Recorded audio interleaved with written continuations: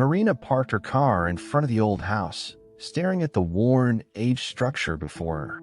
The house stood isolated, surrounded by twisted trees whose branches seemed to reach toward the dusty windows, as if trying to invade the space that she would now call home. Inherited from her mother, who had recently passed away, the place evoked an odd feeling, like a painful memory resurfacing after years of being buried. She had never been to the house before. Her mother had rarely spoken of past, limiting herself to only the essentials. Marina knew her father had disappeared when she was still a child, and over the years, it had become a silent wound she avoided touching. But now, standing in the family home, surrounded by her mother's legacy, she felt a tightness in her chest, as if she were trespassing on forbidden territory. As soon as she entered, the silence inside engulfed her, dense and heavy. The air felt stagnant, as if decades had layered dust and solitude into the very walls. She walked through the narrow halls, trying to adjust to the dimness, as the sound of her footsteps echoed softly. A faint whisper seemed to emerge in the background, as if the house itself were growing accustomed to her presence. Uneasy, Marina stopped, looking around, trying to locate the source of the sound, but quickly dismissed it, assuming it was just the old wood creaking. Still, a persistent sense of being watched followed her as she explored each room. Marina took a deep breath and kept walking, but the discomfort clung to her, as though something silent and unseen was merely waiting for the right moment to reveal itself. The next morning, Marina forced herself out of bed, ignoring the chill that seemed to seep from the walls despite the faint sunlight spilling through the windows. As she explored the rooms upstairs, her curiosity about the house grew. She stopped in front of a room that gave her a special discomfort, something she couldn't explain. She hesitated before turning the handle and stepping inside. As soon as she set foot in the room, she heard a faint voice. Marina turned quickly, her eyes wide. The voice was low, almost a whisper, but clear enough to feel real. She felt the hairs on the back of her neck rise. The voice had said her name. She was certain of it. She stood in silence, waiting to hear it again, but the room remained motionless, wrapped in the same thick silence of the night before.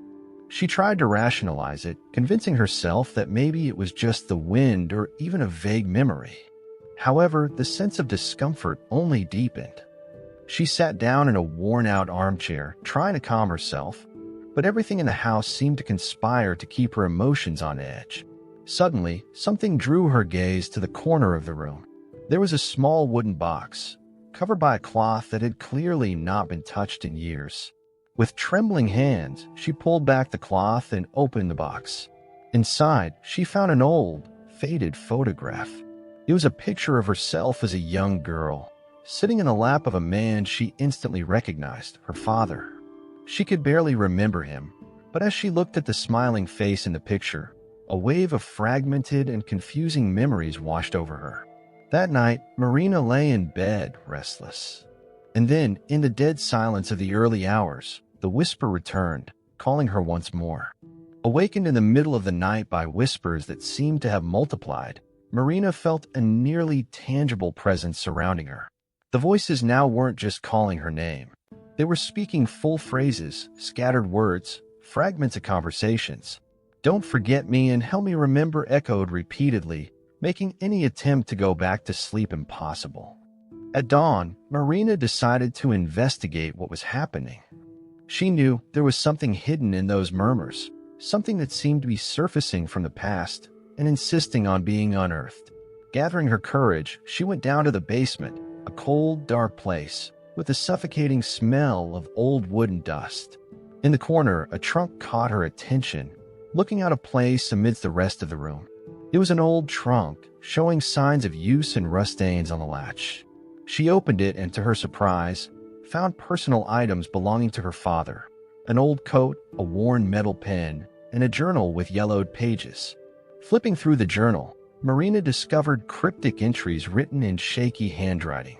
One specific note intrigued her: "The house keeps everything. My memories. Our memories." It was the first time Marina had seen anything from her father in years, and the words seemed to carry a dark truth. Sitting on the cold basement floor, the voices felt closer, and more intense. She remembered a fight she had overheard between her parents when she was a child. Though the memory was vague, she felt her father's anger and the fear in his voice. He was saying something about the house, about it never letting us leave free. Marina shook her head, confused. Could it be that he had been speaking literally about the house? Suddenly, the whispers stopped, plunging the basement into a deep silence. Marina realized the house was not just a place. It was alive, pulsing with memories of her father, her mother, and now her own. Slowly, the weight of the past began suffocating her, as though the house were trying to trap her, transforming her into yet another voice among its echoes. Marina climbed up from the basement, her breathing ragged. She was no longer alone. She carried the weight of years of secrets the house seemed determined to keep. By late afternoon, Marina wandered the halls, feeling the tension almost tangible in the air. With every step, the voices seemed to grow louder, blending into a chaotic and relentless chorus. Now, they were screams, cries, desperate whispers that filled the house with an unbearable weight. Desperate to escape the noise, she took refuge in one of the bedrooms, where an old mirror dominated nearly an entire wall. As she looked at her own reflection, the whispers seemed to condense, as if they were directed at her alone. Suddenly, the mirror began showing something beyond her image, quick flashes of strange, distant scenes. At first, they were only shadows, but then the images grew clearer. She saw a woman she recognized as her mother, young and smiling, setting a table. Then she saw her father, restless, looking around as though something were following him. Horrified, Marina watched as the scenes changed, revealing painful memories that seemed to overlap. The images showed her parents arguing, her father gesturing desperately. "This house, it drains everything," he said in a muffled voice that came through the mirror. "It keeps our memories, our lives. We'll never be free." Each word pierced Marina like a knife, and then she understood the horror of the situation. The house was indeed alive, somehow feeding on the memories and emotions of those who lived there. By devouring her father's memories, it had turned him into a fragment of itself, a voice, an echo trapped forever within its walls. Marina tried to look away from the mirror, but felt hypnotized, as though an invisible force held her captive. Her father's face reappeared, this time closer, with dark, tired eyes. "It wants you too, Marina," he said, his voice filled with sorrow and exhaustion. "It wants your memories. Don't let it happen." With tremendous effort, Marina managed to pull herself away from the mirror and bolted out of the room. But the sound of the whispers, louder and more intense than ever, followed her down the hall. The house seemed to pulse, as if furious at her resistance. Marina now realized that from the moment she crossed the threshold, the house had been studying her, trying to find a way to consume her as it had done with her father. She ran to the front door, but it was shut, as if sealed by an invisible force. Desperation filled her as the voices closed in, surrounding her in a whirlwind of memories and pain. Marina felt herself slipping, as though her memories of childhood, of her mother, of her entire life, were being drained by the house. In a moment of desperation, she screamed, releasing all her pain and anger. Amidst the chaos, for a brief instant, silence fell over the house. Something within it seemed to break, a connection, a thread. And Marina felt, at last, a small window of freedom. The silence following Marina's scream was thick and absolute, as if the house had, for a moment, recoiled.